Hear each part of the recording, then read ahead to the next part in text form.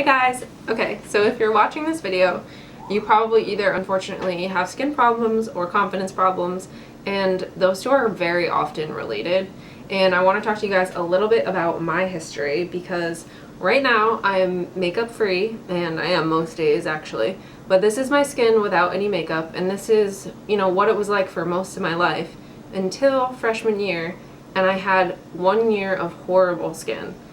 So, during that time, I went to the dermatologist multiple times. I, searched the far ends of the earth for solutions that people were trying.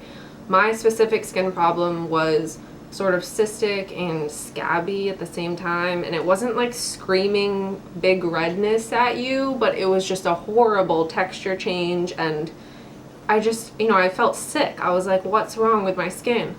And it went on for a whole year. So I'm going to share some tips with you guys about what I think combined sort of got my skin back to where I'm used to it and how I dealt with it. So my first tip is use filters. No, I'm totally kidding. Don't use filters. No, I'm totally kidding. You can use filters. But my actual first tip is don't friggin' touch your face. And that's not a joke. You might think, oh, like my hands are pretty clean, whatever. Like I live in New York. It's extremely germy, and I'm not telling you to be a germaphobe, but get some antibacterial soap and just wash your hands, because your phone, everything that you touch has germs on it and it's foreign to your face. And this goes for in the morning when you're, doing your makeup or whatever you're doing to your face. Don't touch any zits or anything that's on your face. You might, in that moment, you want to cover them up, or you think you're going to make it look better by whatever you're doing, but in the long run, you're making it look worse. You have to remember the long run, because you're like, oh, look, if I just pop it and then put this stuff on it and then whatever, it's going to look good. It's going to look like shit tomorrow, and it's going to look like shit for 5 more days because you upset it. So just don't freaking touch your face. My second tip is, not my fourth tip, my second tip is that if you go to the gym and you work out, don't wait till you get home to wash your face. You might think, oh, I only live 2 minutes from the gym, I'm just gonna walk home real quick and then wash my face. But especially this time of year when it's so cold outside, your pores will immediately close up and suck in every toxin that came out of it in the gym, especially the germs around the gym that you may not have noticed touched your face. Like what if you're like laying on the mat or something? It's like, do you know how gross that is? Just go straight into the locker room, wash your hands twice. Again, twice, not 4 times, twice.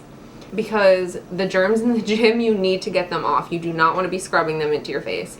And then wash your face, and then go home. The third tip is, when you shower, make sure you wash your face at the very end. The order matters because your shampoo and conditioner, when you rinse out your hair, they tend to run over your face. If that's the last thing you do, those ingredients could still be on your face and be irritating it more than you know. So I use personally Head and Shoulders, which I think is a basic, and I recommend it to anybody. You're probably thinking that strips your hair, but I mean, I get told I have nice hair and I've always used it, so I recommend Head and Shoulders because it's also good for the skin on your head. My fourth tip, and maybe the most important, that I really think attributed to my skin healing, is eating nutritiously. There was a point when my skin was bad and I was studying abroad that like half of my daily calories, I swear, were coming from peanut butter. I was just eating so much peanut butter and I really wasn't eating enough of everything else. You need to, equalize your food groups, because even taking a daily vitamin doesn't account for the nutritious wholesomeness of real foods. I don't eat meat, so I'm not recommending meat necessarily, but you need to cover your fruits, your vegetables, your whole grains, and I mean, dairy is a huge question. I would try and give up dairy, and I would cave all the time because I love milk and yogurt and cheese.